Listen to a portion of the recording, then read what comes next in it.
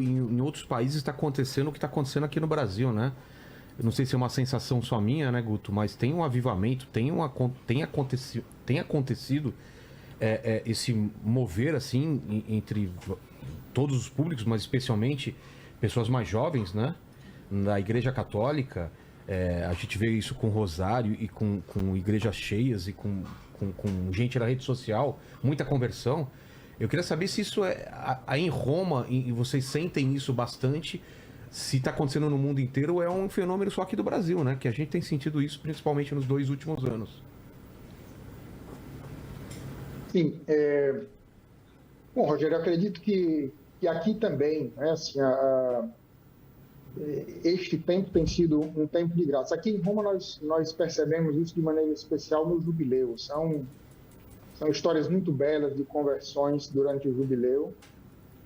Desde dezembro, né, nós temos recebido muita gente na cidade e me chama muito a atenção, porque as pessoas vêm, às vezes, sem fé, por curiosidade, e quando se inserem quando respiram o ar do jubileu, quando você explica o significado de um jubileu, o significado da Porta Santa, a importância da vida na graça, nós vemos um afluxo muito grande de pessoas buscando a confissão, buscando o reaproximamento, a reaproximação, perdão, de Deus, da Igreja. Então, sim, acredito que isso é uma realidade, sim, que também inclui a cidade de Roma. Eu diria que aqui nós temos, talvez, percebido isso de maneira mais forte com o tempo do jubileu, né? São muitas experiências de exemplos que poderíamos contar aqui, de experiências nesse sentido nesses últimos meses. Inclusive, padre, agora no jubileu dos adolescentes, a canonização esperada de 2 jovens, né? Estava esperando a canonização do Beato Carlo Acutis e também do Pier Giorgio Frassati, né? Que são os 2 santos jovens que seriam canonizados agora no próximo dia 27. E isso explica realmente um florescer de um novo desejo de aproximação de Deus, como disse o Vilela, sobretudo também para os jovens. Nós estamos falando de 130 mil pessoas que se cadastraram antecipadamente para um marco, não é, de ver 2 jovens, não é, um de 14, 15 anos ali, o outro, Pier Giorgio, eu não lembro direito, mas deve ser ali 17, 18, 19, eu não me recordo. E isso aí seria um ponto, assim, só para o senhor tocar, mas também do ponto de vista prático. O mundo estava esperando essa canonização e muita gente fica dizendo, e aí, como que fica? Um cardeal pode fazer a canonização? Existe um jeito, mas o mundo está se concentrando em Roma para ver a canonização. Não será canonizado agora? Eu acho que esses 2 pontos aí, talvez, a gente pudesse comentar. Sim. Bom, na verdade, Guto, a canonização prevista para agora era do Carlo Acutis, né? Certo. A canonização do Pier Giorgio Frassati, ela está prevista para o Jubileu dos Jovens no final de julho. Sim. O Papa quis fazer essa distinção, né? Porque o Pier Giorgio Frassati, ele é um pouco mais velho, acho que ele tinha os seus 25 anos, então mais jovem, enquanto que o Carlo Acutis era um adolescente de 15 anos. A canonização de Carlos Acutis, porque a sua história realmente é muito impressionante, né? Ela de fato estava sendo muito sentida e muita gente vinha para o jubileu dos adolescentes por esse motivo. O Carlos Acutis ele tem sido um instrumento muito forte de aproximação da juventude a Deus, à fé. E continuará sendo, né? Acredito até que, bom, nós não temos como entender tudo da providência divina, né? Não podemos decifrar exatamente os desígnios da providência divina, mas acredito, né? Eu acredito que a passagem do Papa Francisco neste momento torna-se uma oportunidade também muito bela de que este momento dos funerais do Papa, a preparação para o conclave, tudo isso seja permeado também de uma presença de uma igreja jovem, né? Hoje Hoje eu estava na Basílica de São Pedro, participei da missa lá, celebrei lá a missa ao meio-dia, e estava lotada de adolescentes, mas lotada, né? Assim, muitos jovens, e é muito belo, então, que neste momento, tanto esses jovens e esses adolescentes, eles façam essa experiência de um momento tão significativo para a igreja, quanto que eles sejam um testemunho de uma fé que se renova, de uma fé que é jovem, né? Então, acredito que é muito providencial isso. A canonização, o Vaticano já anunciou que não vai ser feita, né, no domingo. Eu não sei canonicamente se alguém mais poderia canonizar que não fosse o Papa. Então, não foi dito assim, os motivos pelos quais ela estava sendo cancelada, mas imagino que esse seja o motivo, porque temos uma sede vacante. Acredito que somente o Papa poderia celebrar a canonização, poderia declarar alguém santo, né?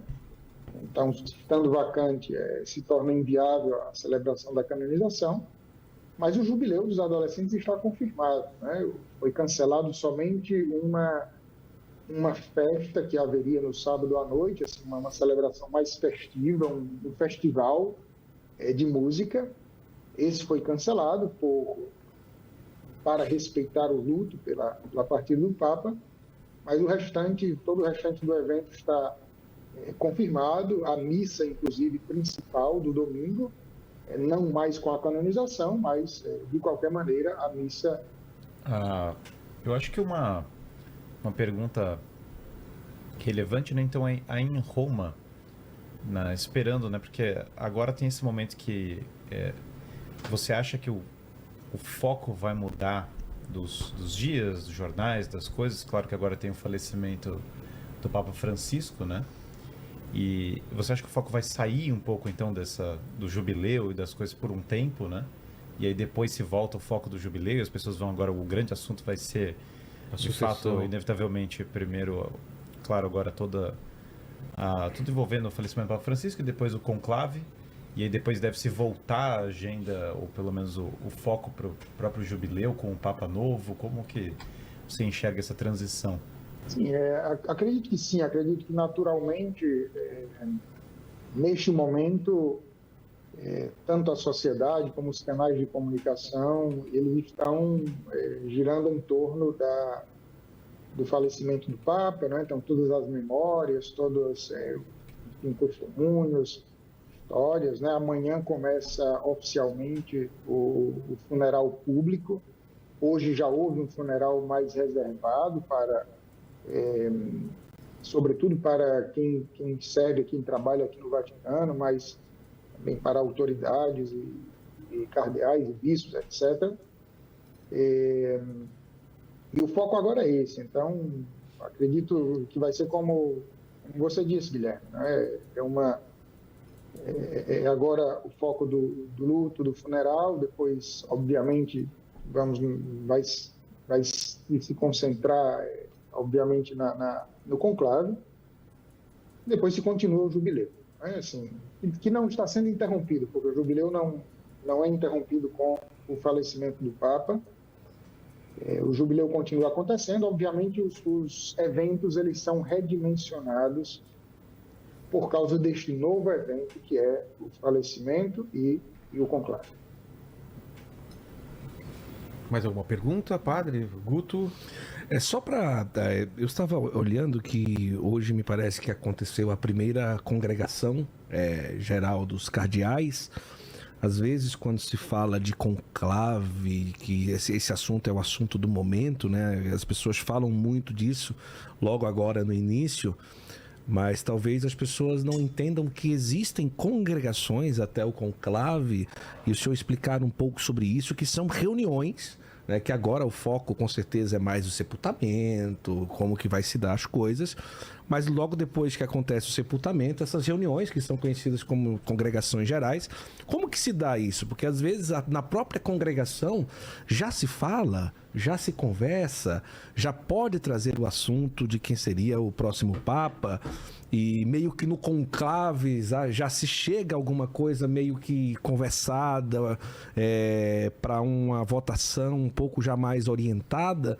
Essas congregações gerais podem servir para isso também, padre? Sim, as congregações gerais elas têm exatamente esse objetivo, né? Nós precisamos entender que, bom, hoje houve uma primeira congregação geral hoje, estavam presentes cerca de 60 cardeais, dos 200 e poucos cardeais em vida. Então, assim, é uma parcela pequena de cardeais, mas essa primeira congregação, o objetivo dela era simplesmente definir a data do funeral do Santo Padre, do velório e do funeral. Então, isso foi definido na primeira congregação, hoje pela manhã. A próxima congregação vai ser amanhã à tarde, somente às 5 da tarde aqui de Roma, porque amanhã pela manhã todos os cardeais presentes em Roma vão estar no rito de transladação do corpo do Santo Padre da Casa Santa Marta até a Basílica de São Pedro, e por isso a segunda congregação vai ser somente no período da tarde. Ainda vai ser essa segunda congregação com o objetivo de digamos, de planejamento deste período. Então, é definir data de início do conclave, data das próximas congregações, né? E tudo isso. Após o sepultamento do Papa, se começa um período que é acho que em português se diz o novenário, e começa exatamente no primeiro dia do sepultamento, né, no sábado. E nesses 9 dias, a cada dia vai haver uma celebração eucarística e orações pelo Papa, pela Igreja, e provavelmente durante esse mesmo período vai haver as demais congregações. E, como você antecipou, né, na sua pergunta, essas congregações elas têm como objetivo exatamente discutir sobre a sociedade de hoje, sobre a Igreja de hoje, tentar enxergar o futuro da Igreja. E isso vai preparar o terreno para a votação e o discernimento acerca do novo Papa. Precisamos ter presente que os cardeais votantes, eles vêm de diversas partes do mundo. No caso do Papa Francisco, ele nomeou cardeais de regiões muito afastadas, então é normal que muitos deles não se conheçam, que se conheçam só de nome, então eles começarem a discutir, começarem a ouvir-se mutuamente, cada um a apresentar o seu ponto de vista acerca da sociedade, acerca da Igreja, acerca de um possível perfil para um Papa sucessor do Papa Francisco. As congregações servem para isso. Então, eu não diria que necessariamente se chega no conclave com nomes, mas a ideia é que se chegue com um perfil daquilo que se acredita que possa ser o perfil do futuro Papa. E, claro, tudo isso é feito em espírito de oração, em espírito de discernimento, clamando sempre o Espírito Santo para que ilumine, né? Não é fruto de raciocínios e deduções lógicas, mas de uma escuta do Espírito de Deus. Hoje, enquanto fui lá visitar o corpo do Santo Padre, né, venerar e rezar. Era isso que eu ia perguntar, se o senhor já teve a oportunidade de visitar, se já rezou ali, como foi esse momento? Era isso a curiosidade. Sim, graças a Deus, assim, temos essa graça, esse privilégio, privilégio no sentido de uma graça, né, que, estando aqui e trabalhando no Vaticano, de poder participar de maneira mais próxima. Então, ali na capela da Casa Santa Marta, um espírito muito de oração, de piedade. Me chamou a atenção que no fundo da capela, por trás do altar, tem escrito: "Vem Espírito Santo e enchei os corações dos vossos fiéis". Então, eu estava ali e eu ficava lendo aquilo e repetindo. E a minha oração era essa: vem Espírito Santo, enchei os corações dos vossos fiéis. Essa é a oração da igreja neste tempo. Vem Espírito Santo, porque em conclave, uma eleição de novo Papa,